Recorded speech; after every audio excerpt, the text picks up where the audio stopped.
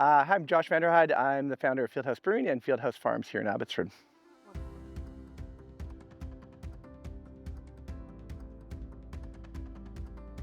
Oh yeah, Fieldhouse Farms, the story, it goes a long ways back. We started as a bit of a partnership co-op farm.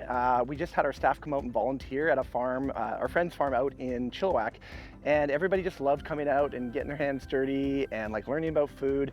And finally we had to make the decision, are we gonna invest in our own farm or are we gonna keep investing in other people's farms? So we decided to buy this property.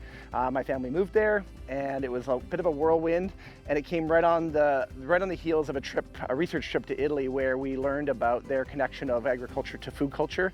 And we're like, well, we should maybe, I feel like we can do something like that here in the valley.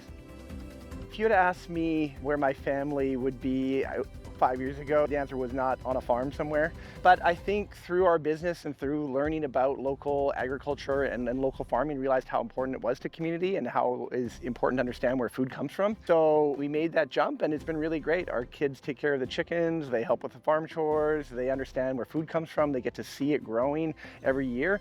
And I think that's something really interesting that is kind of a bit of a gift that hopefully they'll appreciate one day down the road. But for now, it's just farm chores.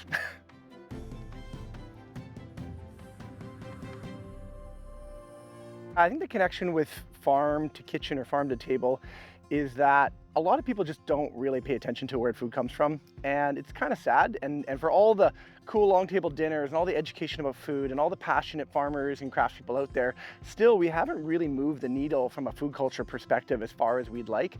So our commitment to this being part of our business is to use our business as kind of an amplifier for being able to talk about local food and local farming. The craft beer part of it gets people interested in what we're doing, and then while they're drinking their craft beer, we can start to share with them about the menu and about where the food comes from, and we can do that in our social media and in our different channels. I think our idea to grow the key ingredients, and ingredients are, wheat and grain is kind of like that foundational piece of beer, and then the flavorings, the flavors that we all love, which is fruit or sour beers or hops, are a way to be able to showcase these local ingredients in sort of small batches. So we can grow different kind of grain here that is really designed to work with the soil here. We can't do this without a really great team. We've got a lead farmer, Ian, here, who's like so passionate and so knowledgeable about the farm. And we just ask how we can help. We obviously play an active role in planning and talking about the farm, but really like the credit goes to the team that like does the hard work every day. Our business is designed that way. We have a brewing program, we have a hospitality team, we have a farming team.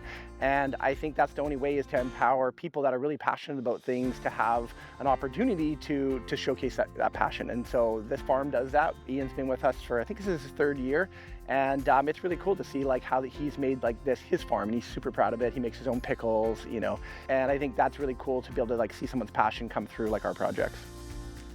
The most sustainable model that we found is the concept of the value add farming. So we use examples like pickles. You take a handful of cucumbers, which are worth 50 cents, $1, and if you can process that and put it in a jar, it can be a craft pickle jar worth $10 or $12. We take our products and we put them into beer, but I think whatever you do to add value, you move from the commodity, which has very low value, to a high value, which is a goods or a brand. And I think that extra layer is what really adds value to the agriculture system. Yeah, even though people don't come here on a day-to-day basis like our other hospitality locations, we do try to tell the story and showcase what is happening at this place where all the food starts. That is translated through our chefs to the table, and we hope people can taste the difference. And we have to tell them that this is different. These products don't come on a truck, in a bag, they come from a farm. But I think what we want people to just do is be a bit more mindful about understanding where food comes from. We're not trying to get everybody to stop shopping at Costco. We know that there's a food system, that this has a role and this has a role. We just would like more people to allocate a portion of what they're spending on their food to supporting local farms and local agriculture. The process for food and beer is a little bit different. On the food side, we make a plan at the beginning of the year. We figure out what crops we should grow, and we're trying not to grow things you can already get. Try to grow interesting ingredients that we can showcase. We've grown everything from artichokes to tomatillos to crazy varieties of tomatoes and peppers. So we do a lot of things that are interesting to showcase that can really, really reveal the flavors that you get from local ingredients.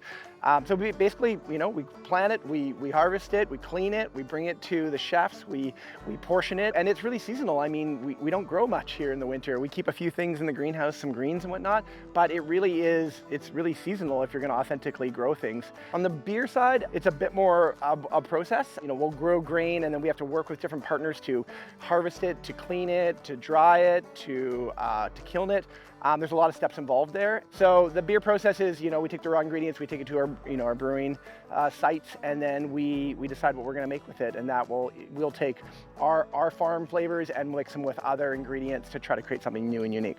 I mean, one thing we talk about is this concept of crafting goodness in our company, and craft is doing something with skill and expertise, and and farming is a craft, at the end of the day.